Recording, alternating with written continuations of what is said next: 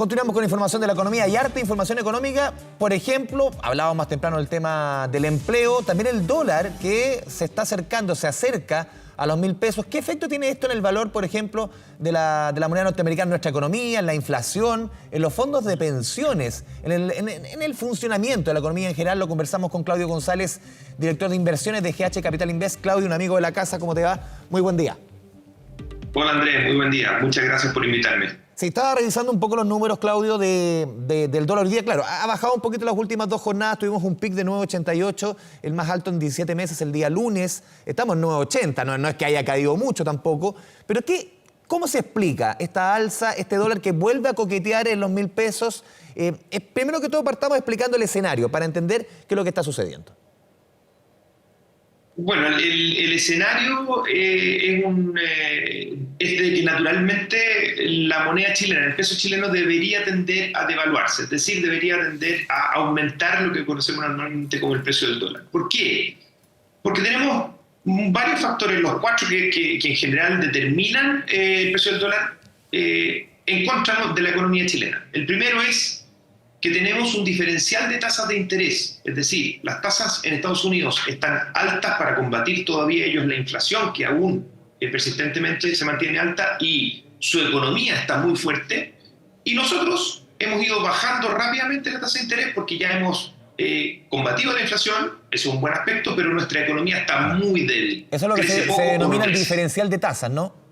Exacto, eso es el diferencial de tasas. Por lo tanto, rinde mucho más cambiar por dólares e invertir esos dólares en Estados Unidos que invertirlo en pesos chilenos internamente. Eso es básicamente lo que está gobernando hoy día este flujo, digamos, de divisas, y que se complementa también con que tenemos un precio del cobre que, si bien no está bajo, 3,80, 3,85 dólares por libra, sin embargo, lo que se prevé de la economía china es más bien de debilidad durante el 2024, y por lo tanto no llegarían muchos más dólares a partir de que China se vuelva a convertir en el gran comprador de materias primas como lo fue hace años atrás. Entonces tenemos ahí 2 elementos. Y el tercer elemento muy importante aquí que considerar es que el dólar a nivel internacional, es decir, comparado con las otras grandes divisas del mundo, el euro, el yen, por ejemplo, la libra esterlina, también está alto, es decir, también está la gente prefiriendo el dólar que el resto de las divisas. Por lo tanto, tampoco el peso chileno en ese contexto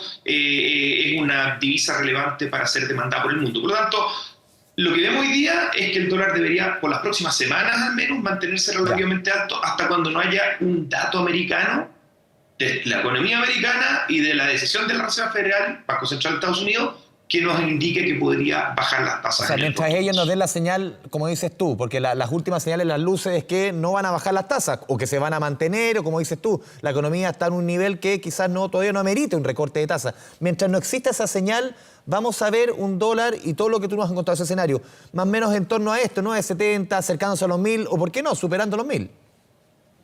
Estamos muy cerca, Andrés, de como tú decías a la introducción de la entrevista, coqueteando con los 1.000, y estamos muy, muy cerca. No es descartable que podamos pasar los 1.000 pesos, y eso abre evidentemente un desafío para el Banco Central y para la economía chilena, porque nos impacta en la inflación. Sí. Ya lo vamos a hablar. A ese punto quiero ir, sí.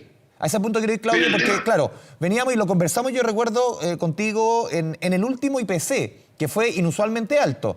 El de diciembre había sido inusualmente bajo, o sea, de un menos 0,5 saltamos a un 0,7 positivo, o sea, puros números que nadie esperaba. ¿Cuánto puede afectar, cuánto puede presionar un tema que para muchos especialistas decían ya estaba como casi no decían en el olvido, pero un mal que nos golpeó durante 2 años, pero ya parecía parte del pasado? ¿Puede esto significar que la inflación sigue ahí presente, marcando, ¿no es cierto?, como de Pepe Grillo, sigo aquí presente? Sí, yo creo que, y esto lo hemos conversado también antes en otras entrevistas anteriores, Andrés, yo creo que no hay que cantar victoria tan rápido. Es cierto que el Banco Central fue exitoso en hacer converger la inflación rápidamente en 2023 hacia abajo, pero eso ocurrió en el último mes del año, o en los últimos 2 meses del año. La verdad es que veníamos con inflaciones que eran persistentemente por sobre el 4%. Y otro elemento importante que también hemos conversado, y es que todavía queda un componente de inflación de los no transables en Chile que está en el 5,5%. No está en el 3,5%, está en el 5,5%. Y lo que nos ayudaba con una inflación por debajo del 2% eran los no transables, los transables, es decir, lo que está relacionado con el dólar. Y eso es precisamente lo que en este último mes probablemente va a ser inflacionario. Por lo tanto, no deberíamos pensar que es raro que la inflación se nos vuelva a disparar en algo en febrero, y eso abre un desafío importante para el Banco Central para el cumplimiento de la meta inflacionaria del 2024. Sí, tú mencionabas el rol y aquí el funcionamiento del Banco Central. Cumplió y ha sido aplaudido incluso por estamentos internacionales el rol que cumplió el Banco Central en apretar la economía y volver a la inflación a ese rango meta.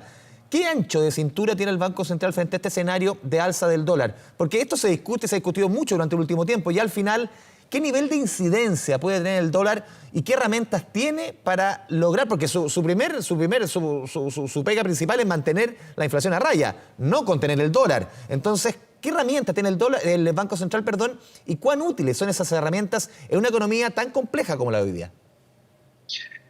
Ese es un desafío interesante, es muy importante la pregunta, Andrés, porque yo diría que la respuesta hoy es distinta a la que podríamos haber elaborado hace unos años atrás. Las herramientas son las mismas, sin embargo el desafío es distinto. Las herramientas son mover la tasa de interés, que en un rango en donde más o menos se mantenga el objetivo del Banco Central. No hay que olvidar que el Banco Central, su objetivo es reducir la inflación, no preocuparse del dólar. Sin embargo, por segunda derivada, sabemos que alzan el precio del dólar, le presiona la inflación. Por lo tanto, también el movimiento de la tasa es una herramienta que le permite al Banco Central poder apuntar a afectar el precio del dólar. Pero también están las intervenciones verbales de los consejeros o de la presidenta del Banco Central, o también, derechamente, salir a una venta de dólares con un calendario como ya lo hemos visto en los últimos años, ¿verdad? Que fue bien criticado, fue un tema bien discutido el año pasado. ¿Te acuerdas cuando decían ya el Banco Central no tiene por qué salir a comprar o vender? Ya eso es parte del pasado. Es que esto se está convirtiendo, la herramienta es la tradicional, sin embargo el problema que enfrentamos y el desafío que enfrentamos creo es distinto. No es tradicional. No es tradicional respecto de lo que tradicionalmente el Banco Central pensaba de los diferenciales de tasa.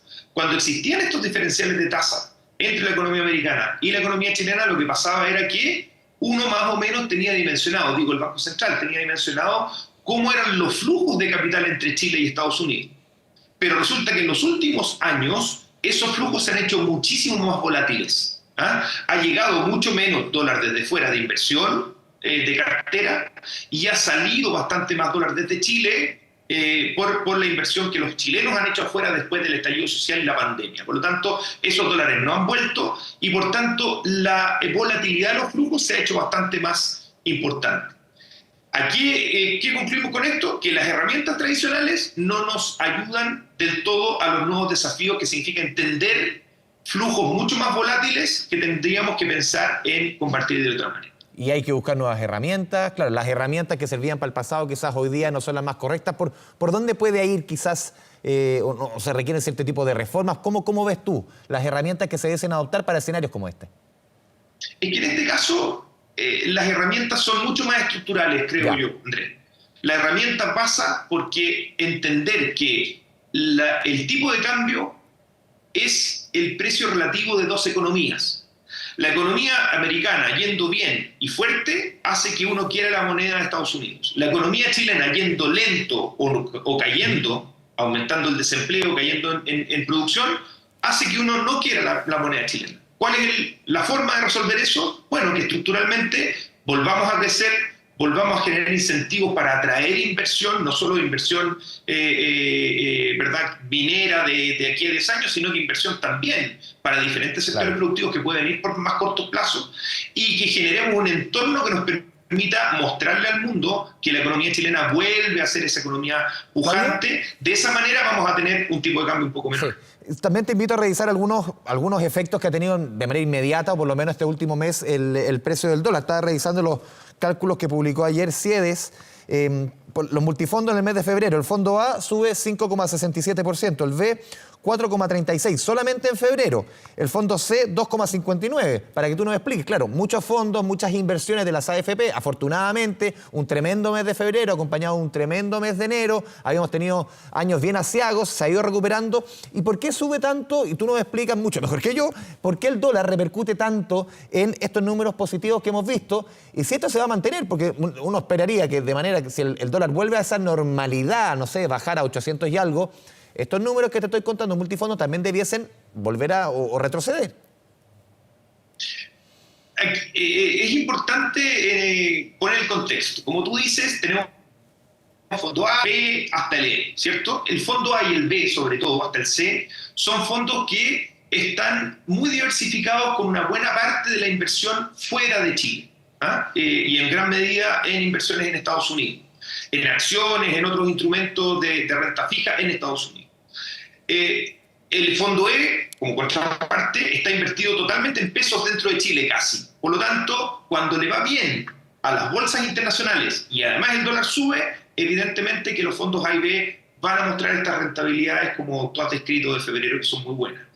Ojo, lo importante que hay que decir aquí es que esto no es efecto sola y exclusivamente del dólar. Las inversiones que han hecho las AFP en su cartera internacional ha ido muy bien. Las bolsas internacionales han ido muy bien y eso ha facilitado que tengamos estos rendimientos que tú has descrito. Así que tiene que ver con un buen manejo de la cartera, pero también en algo ha apoyado el dólar, ¿verdad? Que eso puede volver abajo, es cierto, pero si las carteras se mantienen creciendo afuera, va a haber una compensación y los fondos A y B podrían seguir creciendo, tal vez no al 5%, pero sí en unas rentabilidades interesantes cada mes.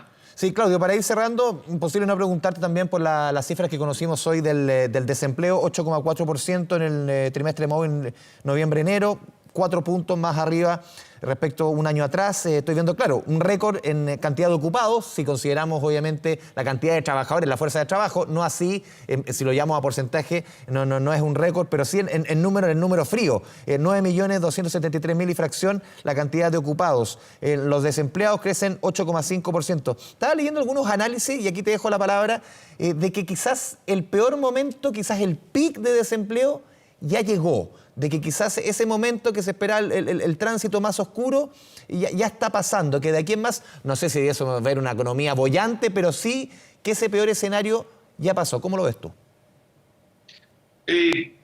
Yo discrepo un poquito de esa mirada. Yo creo que todavía no tenemos datos concluyentes para darnos cuenta de que efectivamente pasó. Yo creo que estamos lo que sí concuerdo con esa mirada es que estamos en el periodo bajo, ¿cierto?